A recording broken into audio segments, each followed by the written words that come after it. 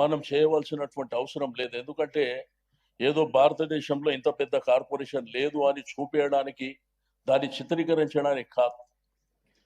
ప్రజలకు మౌఖికమైనటువంటి సదుపాయాలు ఉన్నాయా లేవా? రెండోది 27 మున్సిపాలిటీసు, 3 కార్పొరేషన్లు, పంచాయతీలు కలిపినప్పుడు అక్కడ మనకు ప్రాపర్ ఇన్ఫ్రాస్ట్రక్చర్ ఉన్నదా లేదా అనేది ప్రధానంగా చూసుకోవాల్సినటువంటి అవసరం ఉంది. అసలు మనకున్న జిహెచ్ఎంసీలనే ప్రాపర్ మ్యాన్ పవర్ లేదు వేరియస్ డిపార్ట్మెంట్ లోపల.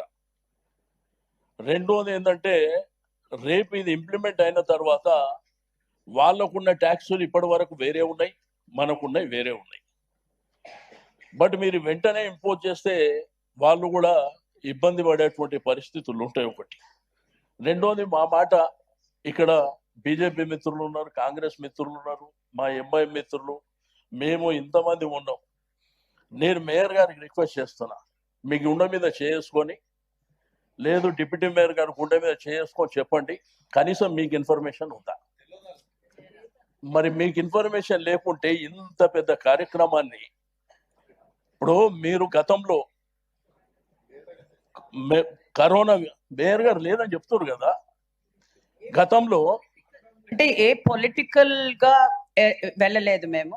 సో ఆఫీసర్స్ చేశారు thinking, then they informed us.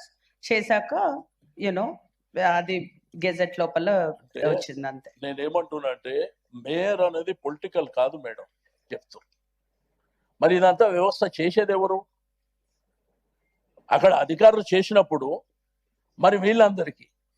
రెండోది, మీరు లాస్ట్ టైం మొన్న మాట్లాడినప్పుడు మీరు రాత్రి వరకు ఉండండి, కార్యక్రమాలు జరిగే వరకు ఉండండి, నేను గుడ్ న్యూస్ చెప్తున్నా అని చెప్పారు. మీరు లాస్ట్ గుడ్ న్యూస్ చెప్పారు వాళ్ళకు 2 కోట్ల రూపాయలు. వాళ్ళకున్న టర్మ్ ఎంత మేడం? 2 నెలలు టర్మ్ ఉంది. ఇప్పుడు వాళ్ళు రిప్రజెంటేషన్ తీసుకొని ఎక్కడెక్కడ వర్కులు, వర్షాలు పడ్డాయి, రకరకాల ఇబ్బందులు ఉన్నాయి, వాళ్ళు ఇప్పుడు పోయి అడిగితే ఇన్ఛార్జ్ మినిస్టర్ సంతకం పెట్టాలన్నట్ట.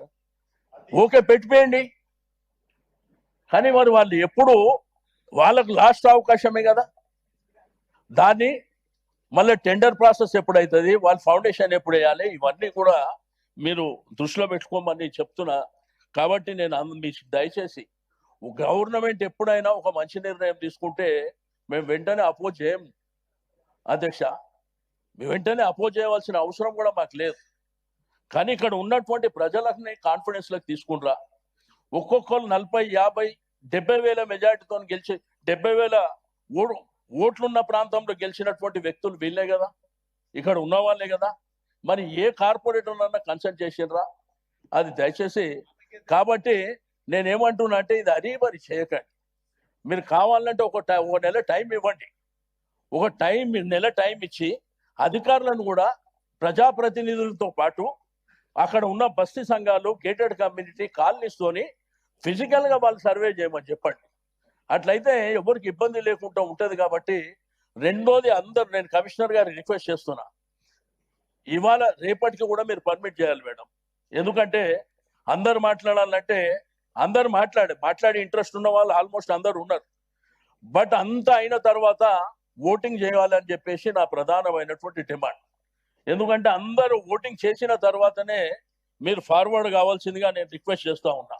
ఎందుకంటే ఇంతమంది అభిప్రాయాన్ని పక్కన పెట్టి మా ఇష్టానుసారం చేసుకుంటామంటే కూడా ప్రజాస్వామ్యంలో కరెక్ట్ కాదు అనేది నా అభిప్రాయం అని చెప్పి తెలియజేస్తూ నాకు ఇచ్చిన